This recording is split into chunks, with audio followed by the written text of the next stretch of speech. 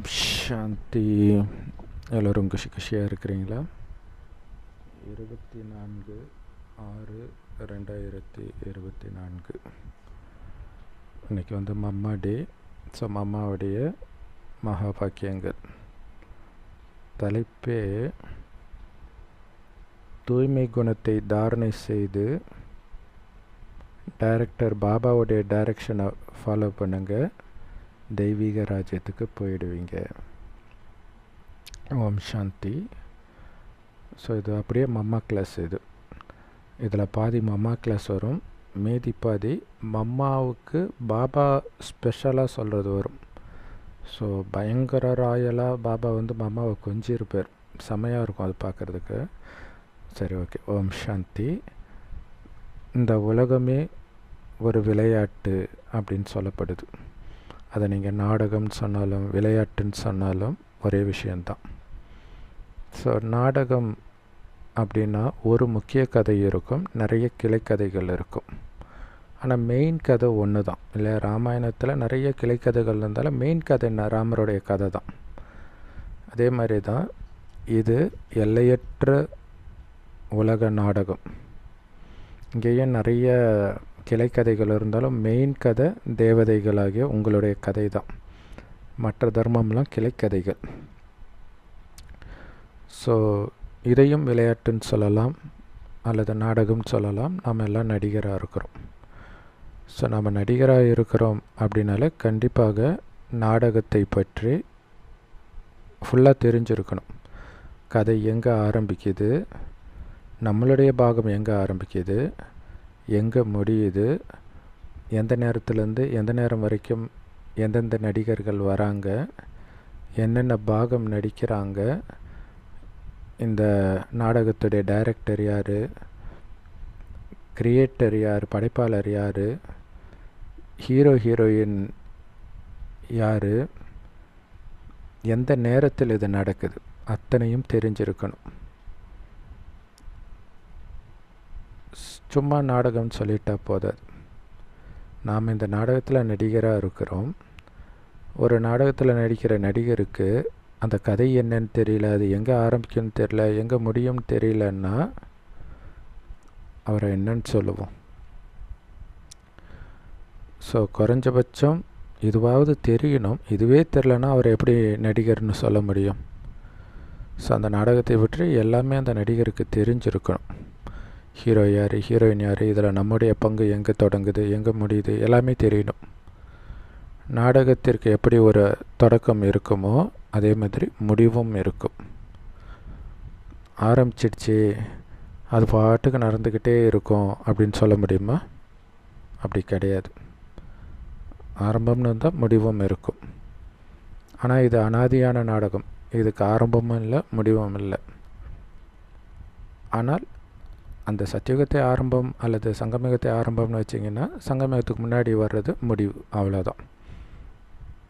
அல்லது சத்தியுகத்தை ஆரம்பம்னு வச்சிங்கன்னா சத்தியுகத்துக்கு முன்னாடி வர்றது அந்த உலக அழிவு தான் முடிவு.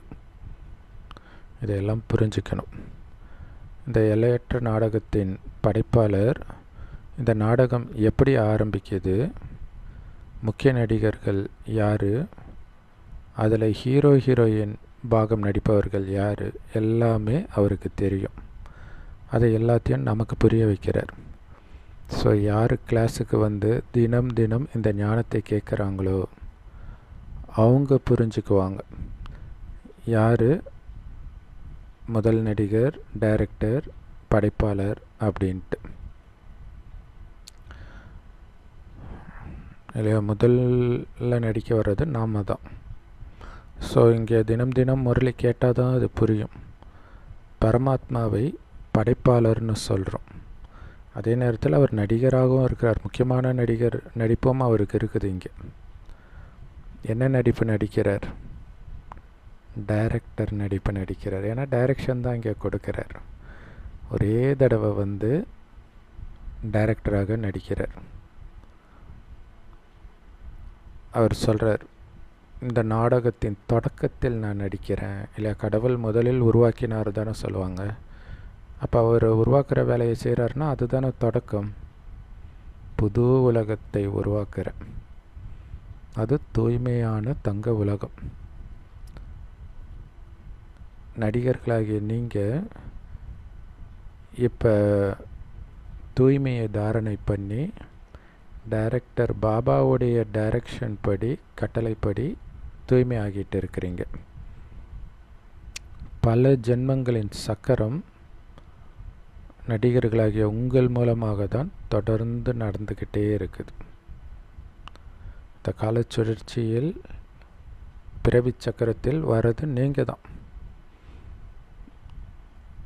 ஸோ பாபா வந்து இந்த ஞானத்தை புரிய வைக்கிறார். யார் இப்போ தூய்மையாக ஆகி இருக்கிறாங்களோ அவங்க தான் தேவத ராஜ்யத்துக்கு வருவாங்க அடுத்த ஜென்மத்தில், சொர்க்கத்தில். ஸோ இந்த ராஜ்யம் 2 யுகங்களாக நடக்கும், சூரிய வம்சம், சந்திர வம்ச ராஜ்யங்கள். பிறகு சூரிய சந்திர வம்ச நடிப்பு முடிந்த பிறகு, அந்த நடிகர்களுடைய பாகம் முடிந்த பிறகு வீழ்ச்சி ஆரம்பிக்குது. அதாவது பாவ மார்க்கத்தில் போகிறாங்க. பிறகு மற்ற தர்மத்துடைய பாகங்கள் ஆரம்பிக்குது. இப்ராஹிம் மூலமாக இஸ்லாம், அப்புறம் புத்தர் மூலமாக புத்த மதம், கிறிஸ்து மூலமாக கிறிஸ்தவ தர்மம், இதெல்லாம் ஆரம்பிக்குது. ஸோ அந்த மதஸ்தாபகர்கள் வரிசைக்கிரமமாக வந்து அவங்கவுங்களுடைய மதத்தை அவங்கவுங்க நேரத்தில் தொடங்குறாங்க. ஆனால் இந்த நாடகம் எங்கே தொடங்குது, எங்கே முடியுது? மற்ற கிளைக்கதைகள்லாம் நடுவில் எப்படி நடக்குது அப்படிங்கிறத பாருங்கள். ஏன்னா எல்லாத்தையும் பாபா புரிய வைக்கிறார், அழகாக படம் போட்டு புரிய வைக்கிறார். சிருஷ்டி மரம், கல்பச்சக்கரம், இதை வச்சு புரிய வைக்கிறார், காலச்சக்கரத்தை வச்சு. இப்போ இந்த நாடகம் முடிய போகுது. மற்ற உலகியல் நாடகங்கள் 3 மணி நேரம் கழித்து முடியும். ஆனால் இந்த நாடகம் 5000 வருடம் கழித்து தான் முடியுது. அது முடிகிறதுக்கு இன்னும் சில வருடங்களே இருக்குது. சில வருடங்கள்னால் அப்போ இது 1969க்கு முன்னாடி வந்த முரளி. இப்போ சில மாதங்கள் இருந்தாலோ அல்லது சில நாட்கள் இருந்தாலோ, ஏன் சில நிமிடங்கள் இருந்தால் கூட ஆச்சரியப்படுறதுக்கு இல்லை. அதுக்கு நாம் தயாராகிட்டு இருக்கிறோம். கண்டிப்பாக இந்த நாடகம் முடிந்து மீண்டும் நடக்கும். ஸோ இந்த விளக்கங்கள் எல்லாம் உங்கள் புத்தியில் இருக்கணும். இதுக்கு பேர் தான் ஞானம். பாருங்களேன், இது வந்து மம்மா பேசுகிறாங்களா பாபா பேசுகிறாங்களான்னு கண்டுபிடிக்க முடியாத மாதிரி முரளி மாதிரியே இருக்குது பாருங்கள் மம்மா பேசுகிறது.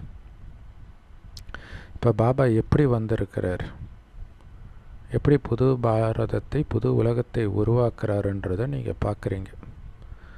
பாரதம் புதியதாக இருக்கும் பொழுது இப்போ இருக்கிற அளவுக்கு உலகம் பெருசாக கிடையாது இல்லையா? எல்லாம் கடலுக்குள்ளே போய் கொஞ்சம் இடம்தான் பூமி கடல் மட்டத்துக்கு மேலே இருக்கும். குறிப்பாக பாரத பூமி தான் இருக்கும் சொர்க்கம்னு சொல்கிறது. அதுவும் என்ன, அது டெல்லி சார்ந்த பகுதிகள், அவ்வளோதான். இப்போ பாரதம் ரொம்ப பழமையாயிடுச்சு, உலகமும் பழசாயிடுச்சு. பாபா வந்து பாரதத்தை, இந்த அழிவற்ற கண்டத்தை உருவாக்குறார். அந்த பழம்பெரும் பூமியாக, பழம்பெரும் கண்டம்னு சொல்கிறோமே, அந்த பாரதமாக மாற்றுறார். ஸோ இதை நாடுன்னு சொல்கிறாரு. ஆனால் மற்ற நாடுகளுடைய ஒரு பாகம் இது. ஏன்னா இதில் முக்கியமான விஷயம் என்னென்னா, முதல் 2 யுகத்துக்கு பாரதத்துடைய ராஜ்யம் மட்டும்தான் ஒட்டுமொத்த உலகத்துலேயும் இருக்கும். பாரதத்தில் தான் மக்கள் இருப்பாங்க. உலகம் ஃபுல்லாக எங்கே வேணாலும் போகலாம். விசா தேவையில்லை, பாஸ்போர்ட் தேவையில்லை, எதுவும் தேவை கிடையாது. ஒட்டுமொத்த பூமிக்கும் பாரதம்தான் தலையாக இருந்தது, கிரீடமாக இருந்தது. அதைத்தான் பழம்பெரும் பாரதம் அப்படின்னு சொல்கிறோம். அந்த பாரதத்தை தங்கக்குருவி அப்படின்னு நம்ம சொல்கிறோம். ஸோ ஒட்டுமொத்த உலகத்திலையும் பாரதத்துடைய ராஜ்யம்தான் நடக்குது.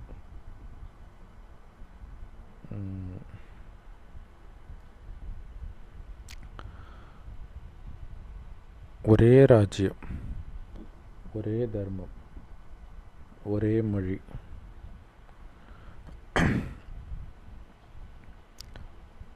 அந்த நேரத்தில் முழுமையான சுகம் அது இப்போ இல்லைன்றார். அப்போ எவ்வளோ சந்தோஷம் இருந்திருக்குன்னு யோசிச்சு பாருங்கள். இப்போ அந்த சுகத்தை எங்கேயுமே பார்க்க முடியாது, எவ்வளோ பெரிய பணக்காரங்கிட்டையும் பார்க்க முடியாது. அதனால தான் பாபா சொல்கிறார், இப்போ திரும்புகிற பக்கமெல்லாம் துக்கமாக தானே இருக்குது.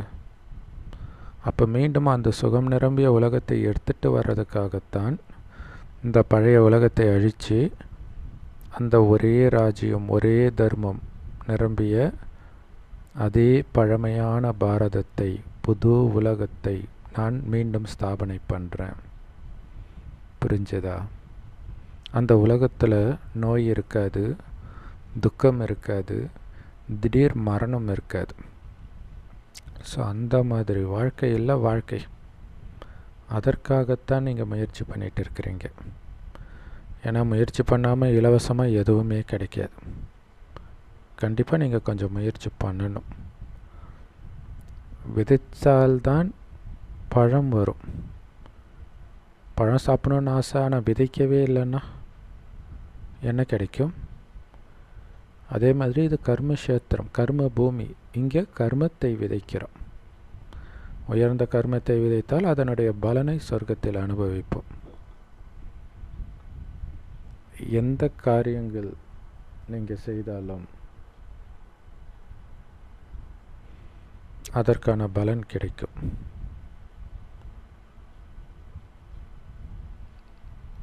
ஸோ அதை இப்போ ஞானத்தை கொடுக்கிறாரு.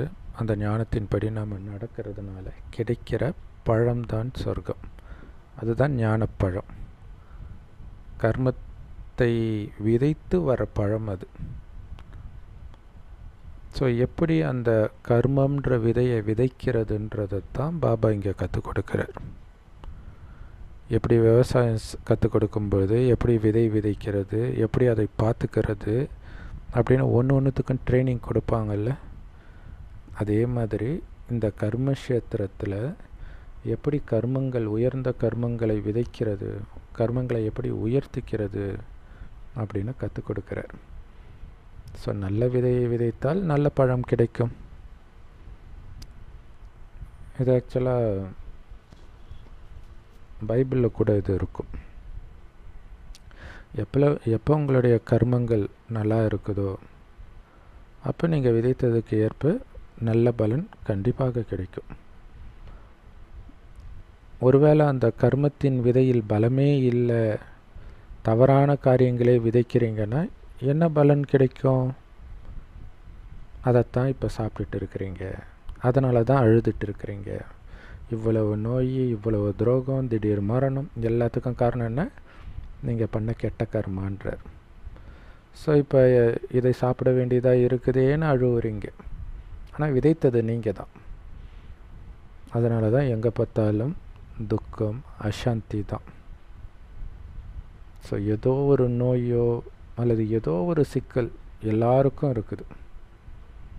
எல்லாமே மனிதர்களுக்கு துக்கம் தான் கொடுக்குது. குழந்தை பிறந்ததுலேருந்து, ஸ்கூலுக்கு போகிறதுலேருந்து, வேலைக்கு போகிறதுலேருந்து, கல்யாணம் ஆகிறதுலேருந்து, குழந்தை பெற்றுக்கிறதுலேருந்து, வளர்க்குறதுலேருந்து, சாகிற வரைக்கும் துக்கமே துக்கம். அதனால தான் பாபா சொல்கிறார், உயர்ந்த தரமான காரியங்களை உங்களை செய்ய வைக்கிறேன், உயர்ந்த காரியங்களாக மாற்றுகிறேன். உங்களுடைய காரியங்களை சாதாரணமாக இருக்கக்கூடாது உங்களுடைய காரியங்கள். ஸோ அந்த மாதிரி உயர்ந்த ரக காரியங்கள்ன்ற விதையை நீங்கள் எப்போ விதைக்கிறீங்களோ அப்போ அதோடைய பழமும் உயர்ந்ததாகத்தான் இருக்கும். விதை தரமான விதையாக இல்லை அப்படின்னா பழமும் தரமானதாக இருக்காது. ஸோ அதனால் நம்மளுடைய காரியங்கள் ரொம்ப உயர்ந்த தரமானதாக இருக்கணும். ஏன்னா உயர்ந்தவருடைய குழந்தை உயர்ந்த காரியம்தான் பண்ணணும் இல்லையா? பாபா நம்முடைய காரியம்ன்ற விதையை நல்ல தரமானதாக மாற்றுறார். உயர்ந்த தரமுள்ள விதையை நீங்கள் இப்போ விதைச்சிங்கன்னா உயர்ந்த பழம் கிடைக்கும். அதனால் உங்களுடைய காரியம்ன்ற விதையை நல்லதாக மாற்றுங்கள். அதிலும் குறிப்பாக நல்லதை மட்டுமே விதைக்க கற்றுக்கொள்ளுங்கள். ஏன்னா நீங்கள் செய்கிற ஒவ்வொரு காரியமும் அங்கே விதைக்கப்படுது. தீவிரவாதிகள்லாம் சொல்லுவாங்களே, நாங்கள் இறக்கலை, விதைக்கப்படுறோம். கரெக்டு தான். மறுபடியும் அது தீவிரவாதமாக வளரும். அடுத்த ஜென்மத்தில் அவன் இன்னும் கஷ்டம்தான் படுவான். அவன் விதைக்கிறதோடைய பலனை அவன் தான் அனுபவிப்பான்னு அவனுக்கு தெரியல. ஸோ இப்போ எல்லாத்தையும் புரிஞ்சுக்கிட்டு ஒழுங்காக முயற்சி பண்ணுங்கள். நல்ல விதையை மட்டும் விதையுங்கள். நல்லது. 2 நிமிஷம் சைலன்ஸில் இருக்கலாம் அப்படின்னு மாமா சொல்கிறாங்க. சைலன்ஸ் அப்படின்னா நான் ஆத்மான்னு அர்த்தம். ஸோ சைலன்ஸ்னால் எதையுமே நினைக்காமல் இருக்கிறது கிடையாது, அது ஹடயோகம். இங்கே ஆத்மான்ற உணர்வில் இருக்கிறது. நான் முதலில் அமைதியில் வருகிறேன், பிறகுதான் டாக்கியில் வருகிறேன், அதாவது பேச்சில் வரேன். அப்படி இருக்கணும் இல்லையா? ஒரு விஷயத்துக்கும் நடுவில் அமைதி இருக்கணும். அந்த அமைதி ஆத்மான்ற உணர்வில் வர்றது. ஆத்மா நான் நினைக்கிறதுனால வர அமைதியாக இருக்கணும். பாபா சொல்கிறார், வாங்க அமைதி உலகத்துக்கு போகலாம், வெறும் அமைதி தான் அங்கே இருக்கும் அப்படின்னு சொல்கிறார். ஸோ அமைதி உலகத்துக்கு போகிறதுக்காக இங்கே அமைதியாக இருங்கன்ற. வாயினால் மட்டும் இல்லை, மனதாலும் அமைதியாக இருக்கணும். நான் ஆத்மா, என் வீட்டுக்கு போயிட்டுருக்கிறேன், சொர்க்கத்துக்கு போயிட்டுருக்கிறேன், இதை பற்றிய சிந்தனை தான் வரணுமே தவிர வேறு எந்த சிந்தனையும் வரக்கூடாது. இந்த சிந்தனை அமைதிக்கு ஈக்குவல்ன்றார் பாபா. இதுதான் அமைதின்னு சொல்கிறாரு. அமைதி தான் என்னுடைய சுய தர்மம். அந்த அமைதிக்கு நீங்கள் போகணும் அப்படின்னா பாபா சொல்கிறாரு, உடல் மற்றும் உடலின் உறவுகளில் உள்ள அனைத்து பற்றுகளையும் அறுத்தெறியுங்கள். அப்போ தான் அமைதியாக இருக்க முடியும்.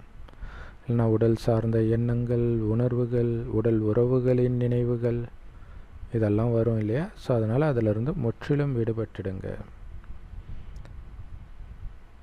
பரமாத்மாவின் மகனே,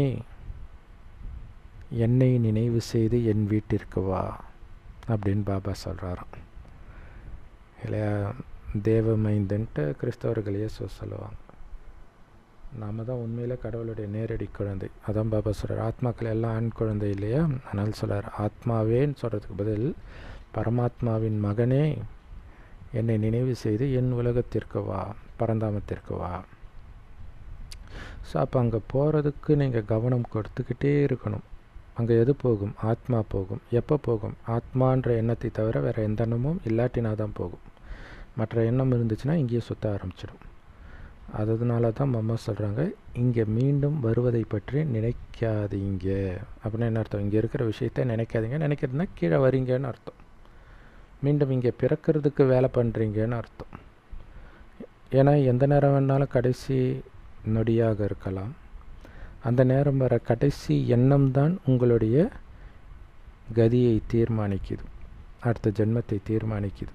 இங்கே பிறக்க போகிறீங்களா, அட்வான்ஸ் பார்ட்டியில் பிறக்க போகிறீங்களா, அல்லது மேலே சூக்ஷ்மவதனத்தில் ஃபரிஸ்தாவாக இருக்க போகிறீங்களான்ட்டு. அதனால் இப்போ எந்த பற்றும் இருக்கக்கூடாது. உங்கள் உடம்பு மேலே கூட எந்த பற்றும் இருக்கக்கூடாது. அந்த ஆத்மான்னு நினைக்க சொல்கிறதே அதுக்கு தான். ஆத்மான்னு நினைக்கும்போது என்ன அர்த்தம்? உடலற்ற ஆத்மான்னு நினைங்க. பரந்தாமத்தில் இருக்கும் அமைதியான, இனிமையான, தூய்மையான ஆத்மான்னு நினைங்க. புரிஞ்சதா? அந்த மாதிரி தாரணை ஆகணும். சரி, இப்போ அமைதியில் உட்காருங்க. நீங்கள் நடந்தாலும் சுத்தினாலும் அமைதி இருக்கட்டும், பேசுனா கூட அமைதி இருக்கட்டும். ஸோ அப்போ ஒரு டவுட் வரும், பேசும்போது எப்படி அமைதியில் இருக்கிறது? அது தெரியுமா? ஒன்றும் கிடையாது. பேசிட்டு இருக்கும் பொழுது உங்களுடைய புத்தி யோகத்தை நான் ஆத்மா, தூய்மையான அமைதியான ஆத்மா அப்படிங்கிற எண்ணத்தை எழுப்பிக்கிட்டே இருக்கணும். அதுதான் அமைதியில் இருக்கிறது. சூப்பர்ல. நான் தூய்மையான அமைதியான ஆத்மா அப்படிங்கிற எண்ணத்தோடு நீங்கள் பேசுனீங்கன்னா, ஒருவேளை பேச்சில் உங்களுடைய அமைதியை கெடுக்கக்கூடிய விஷயம் கண்டிப்பாக வரும். அதுக்கு அமைதியை கெடாமல் பார்த்துக்க முடியும். ஸோ அதனால தான் அம்மா சொல்கிறாங்க, பேசும் பொழுது இந்த ஞானம் எனக்குள்ளே இருக்கணும். நான் ஆத்மான்ற ஞானம். இந்த உடலை பயன்படுத்தி நான் பேசுகிறேன், இந்த உடல் நான் கிடையாது, இதிலேருந்து விடுபட்டு இந்த வாயை பயன்படுத்தி பேசுகிறேன். இந்த பயிற்சி பண்ணணும். ஏன்னா சிவபாபாவுக்கு அப்படி தான் ஃபீல் ஆகும் பிரம்மா உடலை பயன்படுத்தி பேசும்போது, இயல்பாகவே. ஸோ அப்போ எப்படி இருக்கணும்னா, இது உங்கள் உடம்பு கிடையாது, யாருடைய உடம்பையோ எடுத்து நான் பேசுகிறேன்ற மாதிரி உங்களுக்கு அனுபவம் ஆகணும். அந்த மாதிரி திரும்ப திரும்ப நான் ஆத்மா, அமைதியானவன், இந்த உடலை ஆதாரமாக எடுத்து பேசுகிறேன், அப்புறம் இந்த உடல்லேருந்து விடுபடுறேன். அப்படி பயிற்சி பண்ணுங்க. இந்த கண்களின் ஆதாரத்தை எடுத்து நான் பார்க்கிறேன். ஸோ எதுடைய ஆதாரம் தேவைப்படுதோ அந்த நேரம் அதை ஆதாரமாக எடுங்க, காரியத்தை முடிங்க, அந்த ஆதாரத்தை விட்டுடுங்க. ஸோ இப்படி ஆதாரத்தை எடுத்து ஒரு காரியத்தை செய்கிறன்ற உணர்வோடு செய்தால் அதில் பற்று இருக்காது பாருங்கள். அதனால் சதா ஆனந்தமாக இருப்பீங்க. பிறகு எந்த காரியமும், எந்த தவறான காரியமும் செய்ய மாட்டீங்க அப்படின்னு சொன்னேன். மம்மாவுக்கு மம்மா டே அன்னைக்கு அன்பு நினைவுகள் மற்றும் காலை வணக்கம். ஸோ இப்போ டிரான்ஸில் போயிட்டு வராங்க இல்லையா, அவங்க மூலமாக மம்மாவுக்காகவே பாபா சில விஷயங்களை சொல்லி அனுப்புகிறார். ஸோ டிரான்ஸில் போயிட்டு வந்து பாபா சொன்னதை சொல்கிறாங்க மம்மாவுக்கு. இவ்வளோ ராயலாக இருக்குது பாருங்கள். அதை கேட்கும்போது நீங்கள் மம்மாவுக்கு பேசுகிறாங்கன்னு கேட்குறதுக்கு பதிலாக எனக்காக பாபா சொல்கிறாருன்னு நினச்சிட்டு கேட்டு பாருங்கள், சூப்பராக இருக்கும். ஓ என்னுடைய மிக உயர்ந்த மகளே ராதா, தினம் தினம் நீ இந்த தெய்வீக காரியத்தில் ஈடுபட்டிருக்கிற என்ன மாதிரியே, அதாவது தூய்மையான வைஷ்ணவ ஸ்வரூபமாக இருக்கிற, தூய்மையான சேவை செய்கிற. அதனால தான் நீ ப்ராக்டிக்கலாக என்னுடைய ரூபமாகவே இருக்கிற. சொல்லுவாங்க இல்லையா, ஆஞ்சநேயர் வந்து சிவரூபம்னுவாங்க. ஸோ அந்த மாதிரி மம்மாவை சொல்கிறார் பாபா, நீ என் ரூபமாகவே இருக்கிற. நான் எப்படி சுயநலமற்ற தூய்மையான சேவை செய்கிறனோ தாயுள்ளத்தோடு, அதே மாதிரி நீ பண்ணுற. அப்பாவுடைய அடி மேலே அடி எடுத்து வைக்காத குழந்தைகளிடமிருந்து நான் தூரம் இருக்கிறேன்றார் பாபா. சொல்கிறத அப்படியே ஃபாலோ பண்ணுற குழந்தைங்களுக்கு நெருக்கத்தில் நான் இருக்கிறேன். அதனால் கண்டிப்பாக குழந்தைகளாகி நீங்கள் பாபாவை மாதிரியே இருக்கணும். ஸோ இப்போ தான் இந்த சட்டம் ஸ்தாபனை செய்யப்படுது. இப்போ இந்த சங்கம் யுகத்தில் செய்யப்படுற சட்டங்கள் தான் கடைசி வரைக்கும் வருது. குறிப்பாக சத்தியுகம் திரேதாயுகத்தில் முழுமையாகவே அந்த சட்டம் அமலில் இருக்கும், இயல்பாகவே. அங்கே அப்பா எப்படியோ அப்படியே குழந்தை இருப்பார். இப்போ எப்படி நம்ம பாபாவை மாதிரியே நாம் இருக்கிறோமோ அந்த மாதிரி. அதுதான் பைபிளில் கூட என்னை கண்டவன் பிதாவை கண்டான்னு சொல்கிறாரு இல்லையா. ஆனால் துவாபர கலியுகத்தில் அப்படி இருக்காது. குழந்தைங்க அப்பா மாதிரி இருக்கிறது கிடையாது. அதுதான் பிரச்சனை. அப்பா குழந்தைய தன்னை மாதிரியே வச்சுக்கணும்னு நினைக்கிறாரு. அந்த அப்பா பையனுக்கு பைத்தியக்கார மாதிரி தெரிகிறாரு. ஸோ அதனால் குடும்பத்துக்குள்ளே பிரச்சனை தான் வருது. இப்போ குழந்தைகளாகிய நீங்கள் உங்களுடைய எல்லையற்ற தந்தையாகிய என்னை மாதிரியே ஆகிறதுக்கு முயற்சி பண்ணுங்க. சொர்க்கத்தில் அது இயல்பான சட்டமாக இருக்கும். அப்பாவை மாதிரியே குழந்தைங்க இருப்பாங்க. ஸோ இறைத்தந்தை வந்து இந்த சங்கம் யுகத்தின் அனாதியான சட்டத்தை ஸ்தாபனை செய்கிறார். இனிமையான முயற்சி செய்யும் இனிமையான தோட்டக்காரரின் மகளே ராதா, எப்படி கூப்பிட்றாரு பார்த்தீங்களா பாப்பா. அந்த மாதிரி நாம் ஒவ்வொருத்தரையும் இனிமையானவரே இனிமையானவரேன்னு கூப்பிட்றீங்களா? யோசிக்கணும். நீங்கள் ரொம்ப மகிழ்ச்சியாக இருக்கணும். குறிப்பாக இனிமையாக இருக்கணும். மற்றவர்களையும் அந்த மாதிரி இனிமையானவர்களாக மகிழ்ச்சி கொடுப்பவர்களாக மாற்றணும். உலக சுயராஜ்ய அதிகாரத்தின் சாவியை ஒரு வினாடியில் அடைவதும் மற்றவர்களை அடைய வைக்கிறதும் உங்கள் கையில் தான் இருக்குது.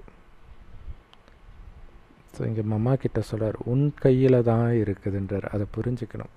உங்கள் கையில் தான் எல்லார்கிட்டையும் சொல்லலை. இப்போ அந்த மாதிரி நீங்கள் நினைங்க, இந்த உலக ராஜ்யத்தின் சாவியே பாபா என்கிட்ட கொடுத்துருக்கிறாரு. ஸோ பாபா மாதிரி நான் இனிமையானவனாக ஆகணும். இனிமையான தோட்டக்காரருடைய மகள், தெய்வீக மகள் நான், இனிமையான மகள் நான் அப்படின்னு சதா உங்கள் மனதுக்குள்ளே ஓடிக்கிட்டே இருக்கணும். அதுக்காக தான் பாபா இதை பேசுகிறார். சாதாரண மனிதர் புகழ்ந்தாலே அவர் என்னை இப்படி புகழ்ந்தார் அப்படி புகழ்ந்தார்னு மனசுக்குள்ளே ஆசைப்படுவோம்ல. இப்போ இங்கே கடவுளே புகழறாருன்னா சாதாரண விஷயமா? பாருங்க, அனைத்து ஜீவராசிகளின் தலைவன் சர்வசக்திவானே இங்கே வந்து இந்த கர்மக்ஷேத்திரத்தில் வந்திருக்கிறார். இப்போ ஒட்டுமொத்த உலகமும் என்ன ஆகுது? இனிமையான வீடாகுது. அதுதான் சிவாலயம், அப்பாவுடைய வீடு அப்படின்னு சொல்லப்படுது.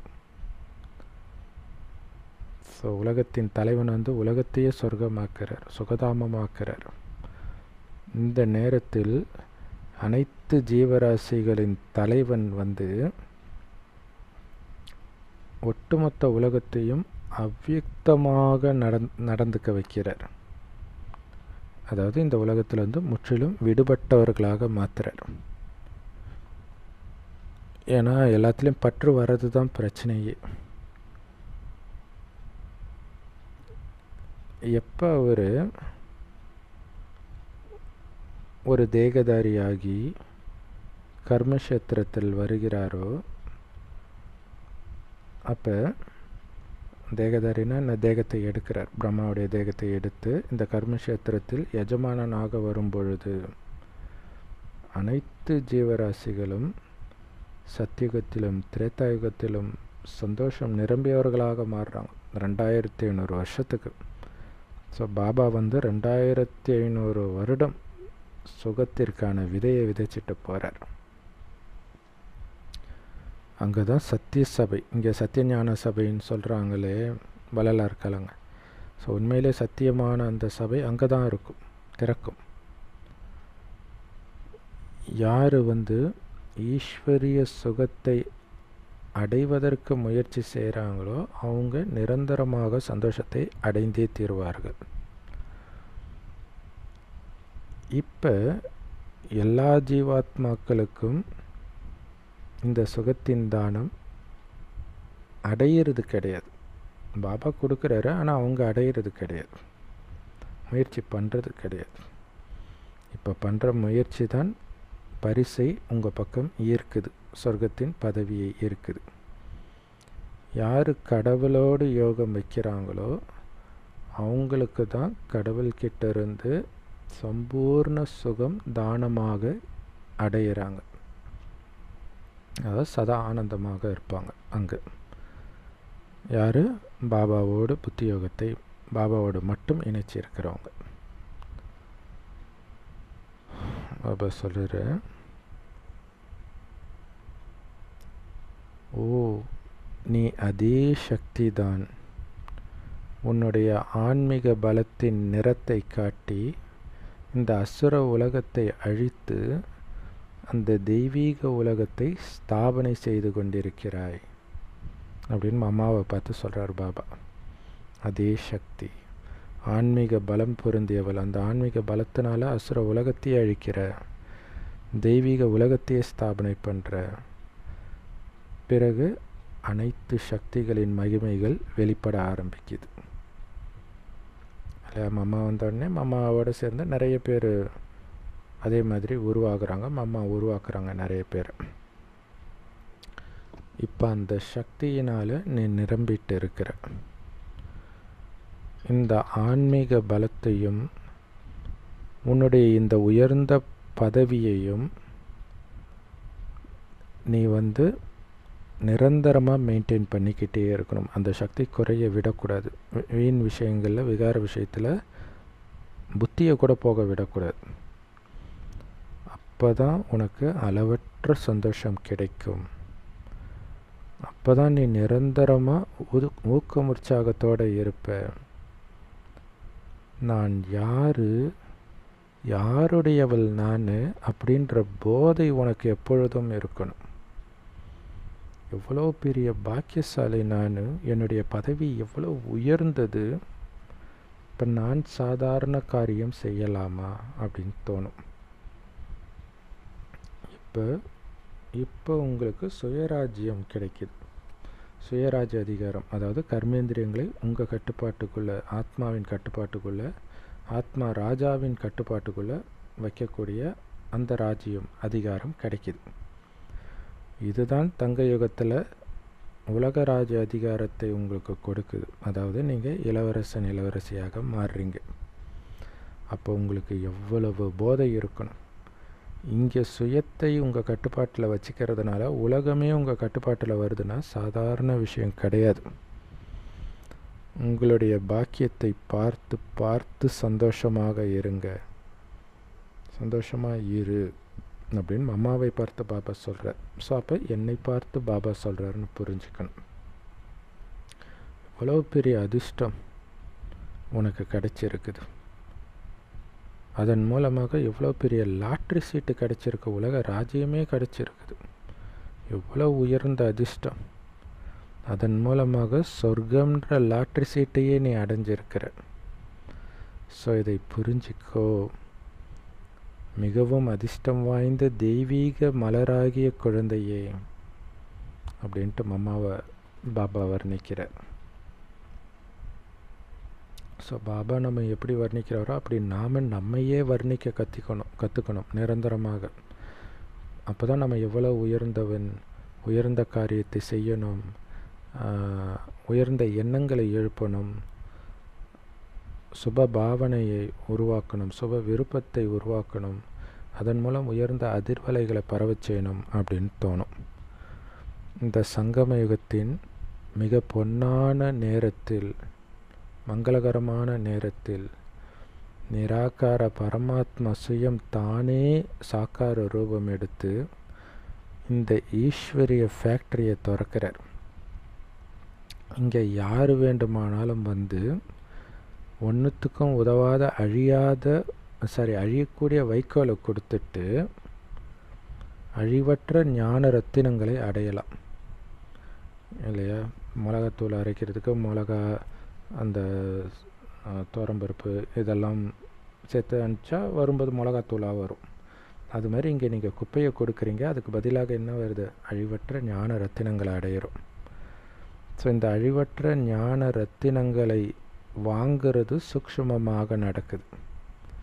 புத்தியினால் வாங்குறீங்க. இது எதுவும் ஸ்தூலமான விஷயம் கிடையாது கண்ணால் பார்க்குறதுக்கு.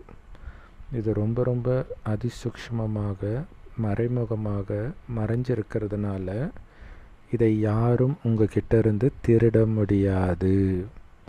கடவுள் எதுக்கு இப்போ ஞானமாக கொடுக்குறாரு, நினைக்க சொல்கிறாரு? ஏன்னா கலியுகம். இப்போ டைரெக்டாக உங்ககிட்ட செல்வத்தை கொடுத்தா திருடிட்டு போயிடுவாங்க. அதுக்காக தான் சூக்ஷ்மமாக கொடுக்குறார்.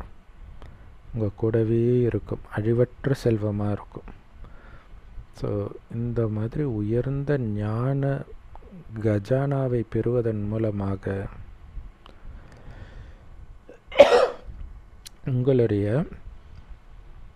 நிலை அனைத்து வீண் எண்ணங்களிலிருந்தும் முற்றிலும் விடுபட்டதாக, சந்தோஷம் நிரம்பியதாக இருக்குது. இந்த அழிவற்ற ஞான ரத்தினங்களை ஒருவர் வாங்காத வரைக்கும் அவங்க கவலைகளிலிருந்தோ அலட்சியத்திலிருந்தோ அல்லது எந்த வீணான எண்ணத்திலிருந்தோ விடுபட்டு இருக்கவே முடியாது இல்லையா? அப்போ நான் அமைதியாக இருக்கிறேன், அப்படியே ஏகாந்தத்தில் இருக்கிறேன்னா ஆக்டிங் நடிக்கிறாங்க இல்லையா? இஸ்கான் குரூப்காரங்க அப்படியே மெய்மறந்து ஆடுறாங்களாம். எப்படி சாத்தியம்? இந்த ஞானத்தை தாரணை பண்ண தான் அதுக்கே நமக்கே 1008 எண்ணம் வருதுன்னா அப்போ அவங்க சொல்கிறது கண்டிப்பாக பொய் இல்லையா? தற்காலிகமாக அந்த பாட்டில் டான்ஸ் ஆடிக்கிட்டே இருப்பாங்க, அவ்வளோதான். அதனால் இந்த அழிவற்ற ஞான ரத்தினங்களை சம்பாதிச்சு உங்களுடைய புத்தின்ற சூக்ஷ்ம லாக்கரில் நிரப்பி வைங்க. அதன் மூலம் அனைத்து விதமான கவலைகளிலிருந்தும் நிரந்தரமாக விடுபட்டு இருங்க. அழியக்கூடிய செல்வங்கள் துக்கம் நிரம்பியதாக இருக்கும். மாறாக அழிவற்ற இந்த ஞான செல்வமோ சுகம் நிரம்பியதாக இருக்குது. எப்படி சூரியன் கடலில் இருக்கிற நீரை கவர்ந்து கடைசியில் மலைகளில் போய் மழையாக பொழியுதோ, அதே மாதிரி ஞான சூரியனாகிய கடவுள் நமக்கு ஞான மழை பொழிகிறார் நேரடியாக. அதைத்தான் சிவனுடைய கூந்தலிலிருந்து ஜடாமுடியிலிருந்து கங்கை வெளிப்பட்டதுன்னு சொல்லப்பட்டிருக்குது. இப்போ இந்த பிரம்மாவின் கமல வாய் மூலமாக ஞான அமிர்தம் வழிந்தோடுது. இதை நாம் அழிவற்ற ஈஸ்வரிய ஊற்றுன்னு சொல்லலாம். இதன் மூலமாக நீங்கள் தூய்மையான அழிவற்ற குழந்தையாக ஆகிறீங்க. பகீரதனுடைய அழிவற்ற குழந்தை. பகீரதன் இங்கே யார்? பிரம்ம பாபா இல்லையா? அது ஆக்சுவலாக பாகீரத், பாக்கியசாலி ரதம். கடவுளுக்கே தன் உடலை ரதமாக கொடுக்குற பாக்கியசாலி. அவருடைய அழிவற்ற குழந்தையாக இந்த ஞானத்தின் மூலமாக நீங்கள் ஆகிறீங்க. ஸோ உங்களை தலையின் கிரீடமாக்குறதுக்கான அற்புதமான குழு இது. இங்கே எந்த ஆண் அல்லது பெண் வந்தாலும் தலையின் கிரீடமாக மாறிடுவாங்க. இந்த உலகத்தையே மண்டலினா குழுன்னு சொல்கிறது. மண்டல்னா ஒரு இடத்திற்கு பேர். இந்த மண்டலி எங்கே இருக்குது? ஓம் ரூபத்தில் இருக்குதுன்றார் பாபா. அதாவது என்னுடைய சுய தர்மத்தில் இருக்குது. ஓம்னா என்ன? நான் ஆத்மா. ஸோ ஆத்மாவுடைய சுய தர்மம் அமைதி. ஆனால் ஒட்டுமொத்த உலகமும் தன்னுடைய சுய தர்மத்தை மறந்து இயற்கையின் தர்மத்தில் நிலைச்சி இருக்குது இல்லையா? காமம், கோபம், பற்று, பேராசை, அகங்காரம் இதெல்லாம் இயற்கைன்னு தானே சொல்கிறாங்க. அதில் மயங்கி கிடக்குது. வெளி உலக விஷயங்களில் மயங்கி இருக்குது, உடலில் மயங்கி இருக்குது. ஆனால் சக்திகளாகிய நீங்களோ இயற்கையை முற்றிலும் மறந்து உங்களுடைய சுய தர்மத்தில் நிலைச்சிருக்கிறீங்க.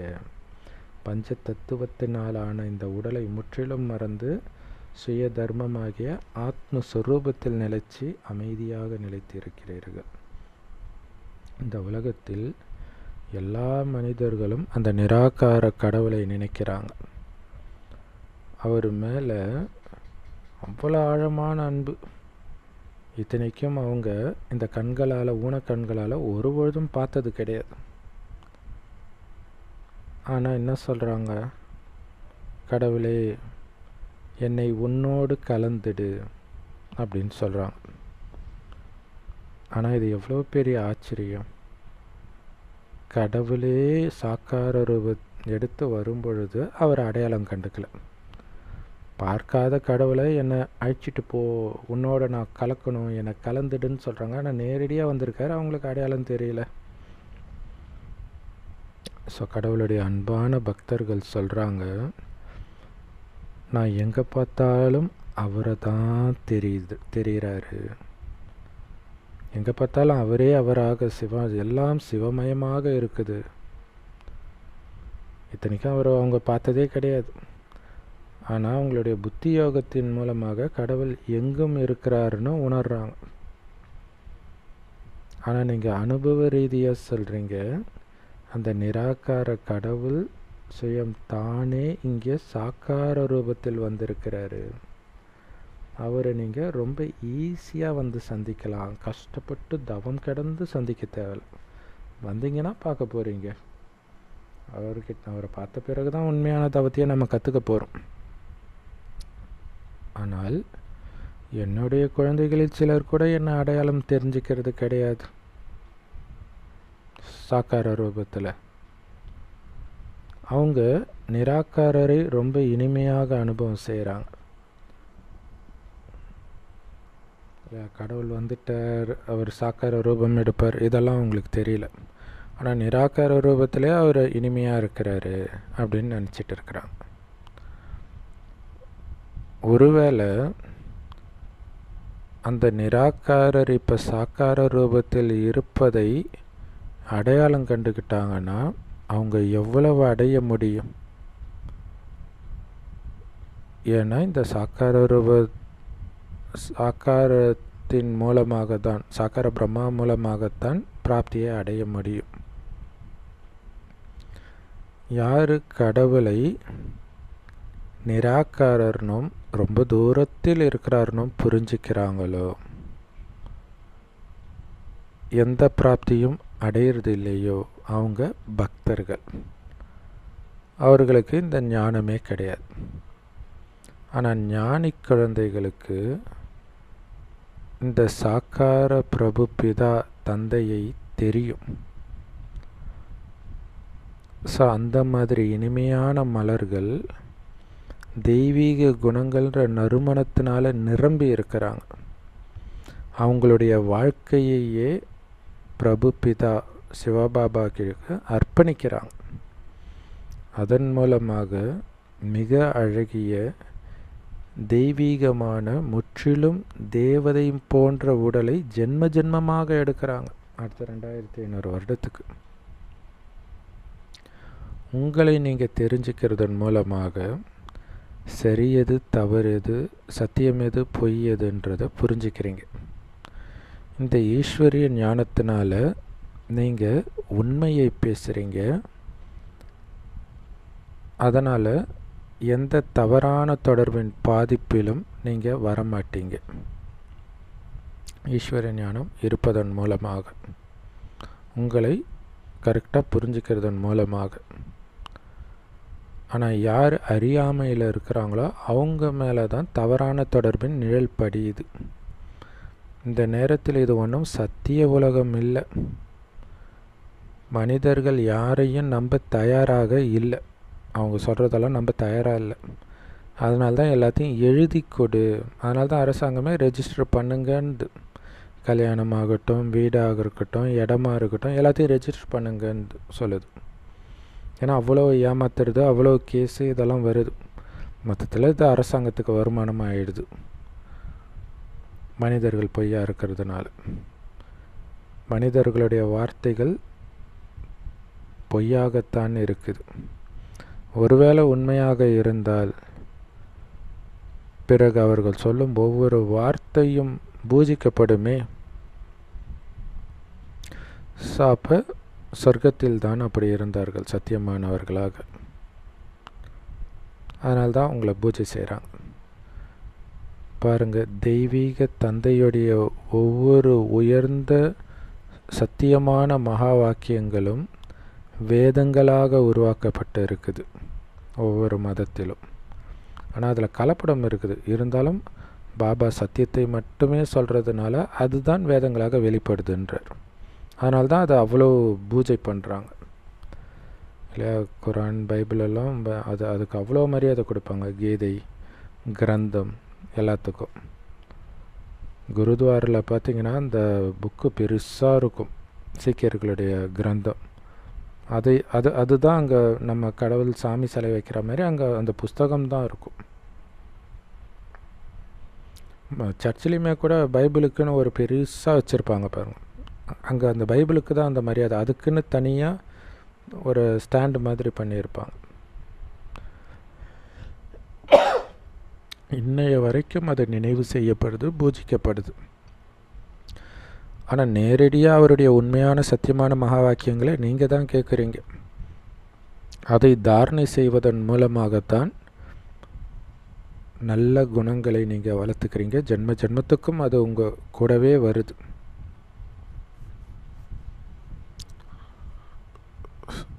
அதே மாதிரி மனிதர்கள் உருவாக்கிய அந்த வேத சாஸ்திரங்களை படிக்கிறதன் மூலமாக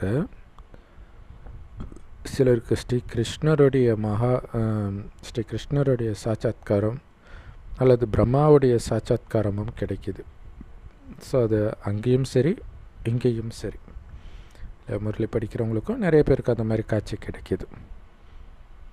ஸோ கடைசி பாயிண்ட்டு எப்படி சொல்கிறாரு பாருங்க பாபா.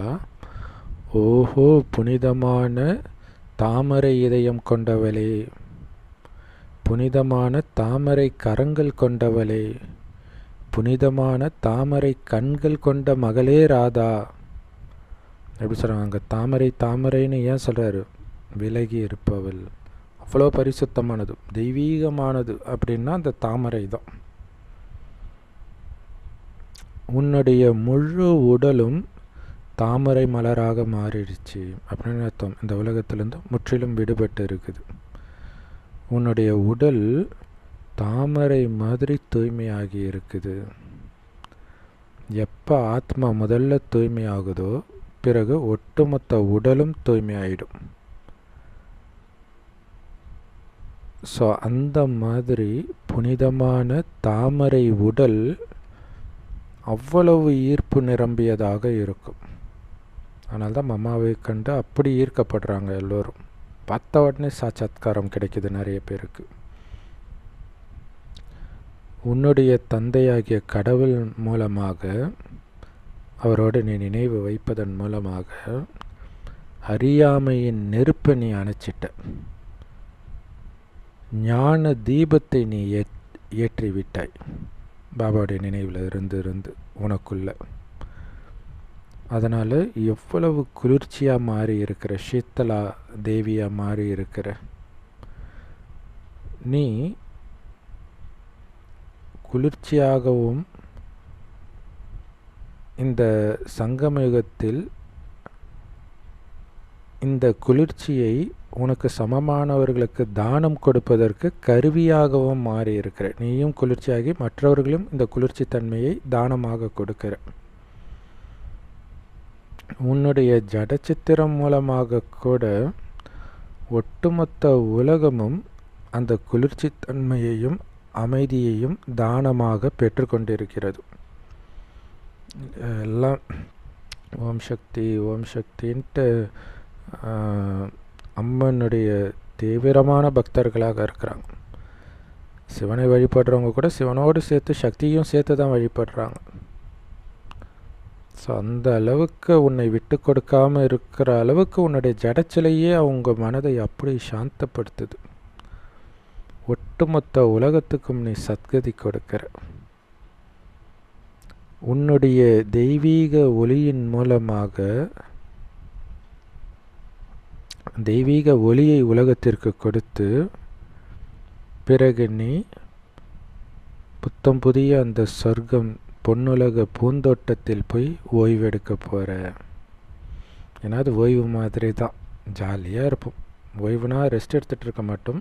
இந்த கலியுக துக்கம் இந்த மாதிரி விஷயங்கள்லாம் இருக்காது. எல்லாத்துலேருந்தும் விடுபட்டு சந்தோஷமாக இருப்போம். நல்லது. வரதானம். அனைத்து கஜானாக்களையும் பாபான்ற ஒரு சாவியின் மூலம் திறக்கக்கூடிய அதிர்ஷ்டசாலி ஆத்மா ஆகுங்கள். அதுக்கு விளக்கம், இந்த ஞானத்தை உங்களால் புரிஞ்சிக்க முடியல, விஸ்தாரமாக சொல்ல முடியல அப்படின்னா கூட பரவாயில்ல. ஜஸ்ட்டு பாபான்ற ஒரு வார்த்தையை மட்டும் உங்கள் இதயத்தில் எடுத்துக்கிட்டு மற்றவர்களுக்கும் உங்கள் இதயத்திலிருந்து அந்த பாபான்ற வார்த்தையை சொல்லும் பொழுது நீங்கள் விசேஷமான ஆத்மாவாக ஆக முடியும். எப்படி? இந்த பாபான்ற ஒரு வார்த்தை சொல்லியே நீங்கள் விசேஷ ஆத்மாவாக ஆக முடியும். ஞானம் புரியாட்டினா கூட, புரிய வைக்க முடியாட்டினா கூடன்ற. அப்போ அது எவ்வளோ பெரிய மகாமந்திர வார்த்தை. உலகத்தின் முன்னாடி நீங்கள் மகான் ஆத்மாவாக, மகிமைக்குரிய ஆத்மாவாக மாறி இருக்கிறீங்க. ஏன் தெரியுமா? ஏன்னா அந்த பாபான்ற ஒற்றை வார்த்தை சொன்னீங்க இல்லையா, அதுதான் அனைத்து கஜானாக்களின், அனைத்து பாக்கியத்தின் திறவுகோல், சாவி. ஸோ இந்த சாவியை எப்படி பயன்படுத்தணும் அப்படின்னா, இந்த பாபான்ற வார்த்தையை உங்கள் இதயத்தில் தெரிந்து அதை இதயபூர்வமாக ஏற்றுக்கணும். அவ்வளவுதான். இதயத்திலிருந்து என்னோட பாபான்னு சொல்லுங்க. எல்லா கஜானாக்களும் உங்கள் முன்னாடி ஆஜராயிடும்ன்றார். நிரந்தரமாக பாபா பாபா அப்படின்னா, இல்லை பாபா சொல்கிறாரு, கோபமான சூழ்நிலை வரும்போது இனிமையான பாபான்னு சொல்லுங்க, கோபம் போயிடும்ன்றார். அந்த சூக்ஷ்மமாக கோபம் அப்படியே கண்ணை காட்டுறது, முகத்தில் அந்த கோபம் தெரியுது, அது கூட போயிடும்ன்றார். ஸோ அந்த பாபான்ற வார்த்தையில் தான் எல்லாமே இருக்குது. வாயை திறந்து கூட பாபான்னு சொல்ல வேண்டான்னு பாபா சொன்னதை தப்பாக புரிஞ்சுக்கிட்டு பாபான்ற வார்த்தையே சொல்லாமல் இருக்கிறது ஒரு முக்கியமான காரணம் இந்த மேஜிக்கெல்லாம் அனுபவம் செய்யாததுக்கு. அதாவது உங்களுக்கு அந்த ஓம் நம சிவாய ஓம் இந்த மாதிரிலாம் கூட சொல்கிறதுலேருந்து விடுவிச்சிட்டேன்றதுக்காக அதை சொல்லியிருக்கிறேன். அதுக்காக எதையுமே சொல்லாமல் கம்முன்னு உட்காந்துக்கிறது இல்லை. மனசுக்குள்ளே பாபா பாபான்னு சொல்லிகிட்டே இருங்க. இல்லை வாயை திறந்து கூட சொல்லுங்கள் என்ன இப்போ. ஆனால் மனசுக்குள்ளே சொல்லும்போது தான் அந்த போதை வரும். வாயை திறந்து சொன்னால் அது மந்திரம் மாதிரி ஆகிடும். ஸோ அப்போ எல்லா கஜானாக்களும் அப்படின்னு அர்த்தம் சக்திகள் தெய்வீக குணங்கள் அனைத்தும் நிரம்பியவர் ஆகிறதுக்கு ஒரு சொல் மந்திரம் பாபா, அவ்வளோதான். நாம் மாதிரி வரதானம், சூப்பரான வரதானம், அதை அவசியம் ப்ராக்டிஸ் பண்ணுங்கள். ஸ்லோகன்,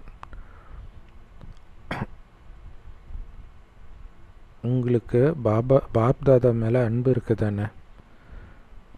இப்போ பார்த்தீங்கன்னா ஒருத்தங்களை லவ் பண்ணுறாங்கன்னா அந்த லவ்வருக்காக உயிரையும் கொடுப்பாங்க இல்லையா. நிறைய பேர் அந்த காதலர்களே 2 குடும்பமும் சேர்த்து வைக்கலை, பிரச்சனை பண்ணுறதுனா போய் தண்டவாளத்தில் விழுந்து இறக்குறாங்க அவங்க காதலுக்காக. வயசான வரைக்கும் இது தொடருது. வயசாகி தன்னை பார்த்துக்க முடியாத நிலை ஒன்று வரும்பொழுது குழந்தைங்களுக்கு பாரமாக நினைக்கிறாங்க, அல்லது பாரமாக ஆகக்கூடாது அப்படின்ட்டு தனியாக இறக்கிறது கிடையாது. 2 பேரும் சேர்ந்து விஷம் குடிக்கிறாங்க. சமீபமாக நடந்துச்சு இது. ஒருத்தருக்கு தான் உடம்பு சரியில்லை, இன்னொருத்தர் ஆரோக்கியமாக தான் இருக்கிறாங்க. இருந்தாலும் நீ இல்லாத உலகத்தில் நானும் இருக்க தேவையில்லைன்ட்டு 2 பேரும் விஷம் குடிக்கிறாங்க. அப்போ மனிதன் மேலே வச்ச அன்புக்காக உயிரையே கொடுக்குறாங்கன்னா, நீங்கள் உண்மையிலே பாப்தாதா மேலே அன்பு வைத்தால் அந்த அன்பில் இந்த உலகத்தையே அர்ப்பணியுங்கள்ன்றார். உயிரை கொடுக்க தேவையில்லை, உயிரை தவிர எல்லாத்தையும் கொடுத்துருங்கன்றார். இதுதான் உண்மையான அன்பு. ஏன்னா உயிர் அழியாது, அதை ராஜாவாக்க விரும்புகிறார். அப்படிப்பட்டவர் மேலே உங்களுக்கு அன்பு இருந்தால் இந்த பழைய உலகத்தை முற்றிலும் சந்நியாசம் செய்வோம், புத்தியிலிருந்து எரிச்சிடுன்றார். பாபா போக போகிற சொர்க்கம் இது மட்டும்தான் ஞாபகம் இருக்கணுன்றார். நான் மாதிரி Murali. Om Shanti. Love you Bap Dada. Thank you Bap Dada. குஷியாக இருங்க, குளிர்ச்சியாக இருங்க.